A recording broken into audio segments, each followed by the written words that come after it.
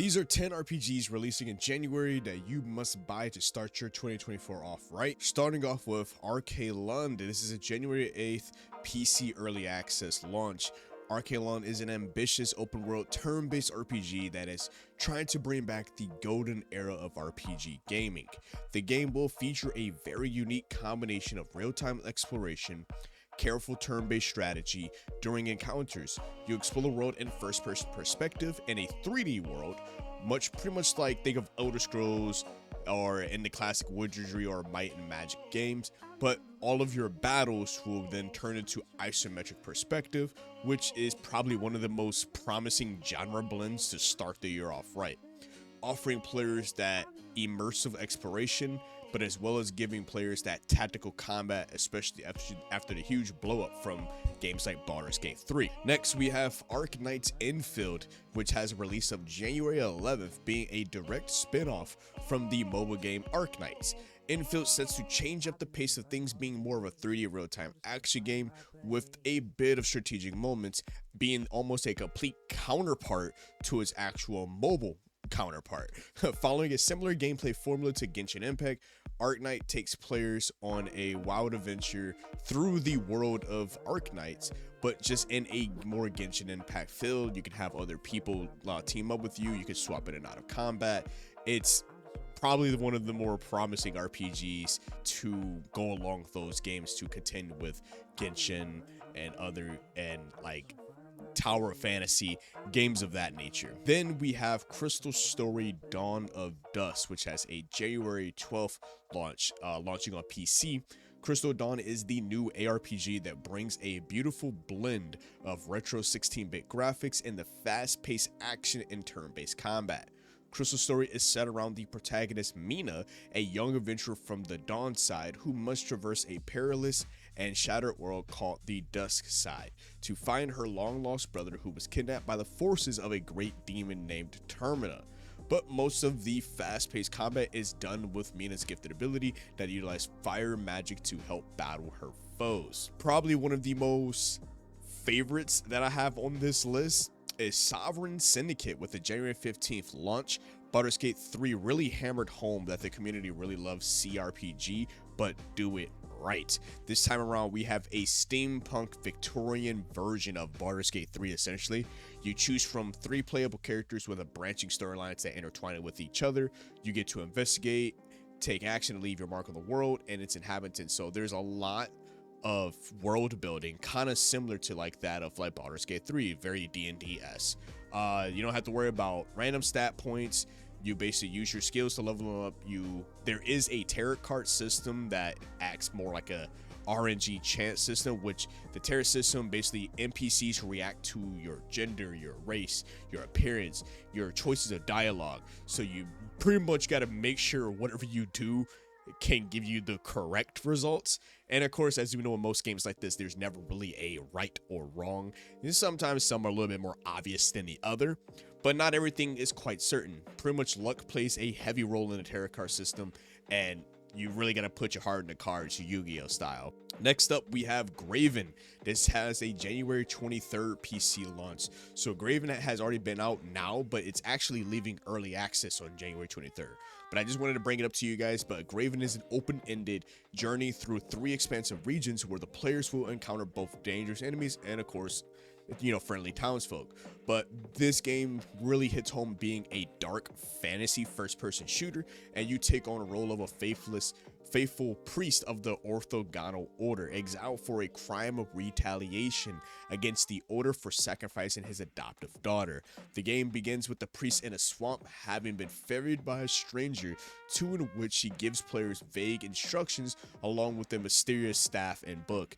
The priest's main mission is to hunt down the heretical sects responsible for conjuring plagues and twisting the natural order for the seasons.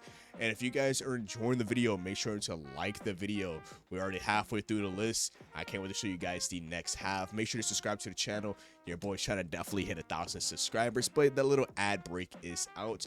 Let's head on to number 6, which we have Enshrouded, which has a January 24th but it's entering early access. Now, to keep players busy until Nightingale releases, we have a new survival game called Enshrouded. There was a demo release later last year, but this game mixes survival and crafting with action RPG elements. The combat and survival aspects is the main selling point, with a pretty deep skill tree to enhance your playstyle to suit you as a player. Of course, with any survival game, you start with absolutely nothing. You must build from nothing and become strong enough to defeat the main antagonist of the game, which is called the Shroud. This right here, right now, can be tip top. It's my favorite thing that is coming out in January. I can't believe it's finally coming out. I get to finally see how the story takes place, and it's Like a Dragon Infinite Wealth. After playing Yakuza 7 and Like a Dragon Gaiden, I am so insanely hyped for Infinite Wealth. It goes back to the turn-based roots from Yakuza Like a Dragon, following the intense action Kiryu brought to the scene from Like a Dragon Gaiden, who erased his name. And with the turn-based system coming back, that has also changed slightly with actually some improvements from Like a Dragon. First thing you will notice that there's a ring area around your characters. You can move within that circle to set up attacks. As well, by using skills, you can actually see if the attack is linear or if it's an AoE, which can make the attack stronger if you're close enough. You also get to play as Kiryu in this brand new game, and he joins up with Ichiban. But it's so weird and fascinating because, in Ichiban's world, everything's turn-based. But because of how legendary Kiryu is, he actually just can break turn-based logic, and boom, he could just start walking up to people and just start beating them up. Hilarious. I was able to play the demo thanks to beating Like a Dragon Man Who Erased His Name. They give you two forms of that demo, which one just kind of emphasizes the story, which takes place right after Man Who Erased His Name, and you can actually explore all of Hawaii, which is the brand new location. I honestly can't wait. January 26th cannot get here. I cannot wait to buy this in. They said this game is going to be massive. You got to play it for days on end, hours upon hours. I can't wait. But next we have Nevermourn, which is going to be January 29th. It's a brand new fast-paced action RPG, which also has roguelite emphasis on it too. Nevermourn puts players into the shoes of Iria, which is a necromancer who must save a specific someone. By using her scythe and necromantic powers, you'll be able to slay your way through the end of the game. Do not fear dying in this game, as Iria actually becomes more powerful with each run she has. Then we have Quinfall, right? It has a release of January 30th. This right here probably is the most marketed as the biggest MMORPG, being twice the map size of World of Warcraft, or even bigger than games of Skyrim. Quinfall sets to become the most ambitious MMORPG with only a 3-year developmental time. After watching some of the gameplay trailers, I'm actually concerned, but I can be excited due to seeing how ambitious the team is and how confident they are. And if they can execute this right, we literally could have one of the largest MMOs in history. But man, I honestly agree with a lot of other people. They really need to fix that combat, because if you look at it in the trailers, and you're probably already seeing it on screen now, the combat looks clunky, looks stiff. It needs to definitely be fixed. So it might be one of those moments to where we have to maybe see a build up over time with most early access games. Then last but not least, at the number 10 spot, we have Palworld. It is supposed to drop sometime in January. I don't think there's an official release date, but it's set to be in January of this year. We finally have Palworld, which is the Pokemon with guns. Being a survival open world, you can build, you can craft, you can collect pals, which is this game's version of Pokemon.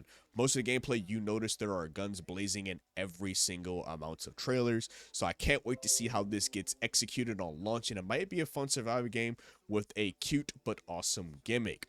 But this was the 10 RPGs releasing in January that most of you should look out for. I'm quite excited to see how our beginning of the year is starting out. Let me know what you guys think about this list, or does any of these games interest you in the comments below. If you do want to check out one of my most anticipated RPGs that are releasing in 2024, then I want you to actually click the card at the end of this video. It will take you right to it. And for my mobile users, I should already have it in top right hand corner for you as well. But as always, it's been your host, KICTV. Here at Chaotic Inc., signing out. Peace. Manifest. I don't sleep, that's so weak, don't plan to rest. I'm from a hood where you die if you don't pack a vest. No culinary degrees, but whipping crack the best. Chefing, hard times taught lessons. Praying every night to pull up in park Benzes. What's my home is what you call trenches. You wouldn't last a day seeing life through all lenses. It's all tension, no sun, and rain and plenty. Full-time job, still can never make a penny. I ain't rapping for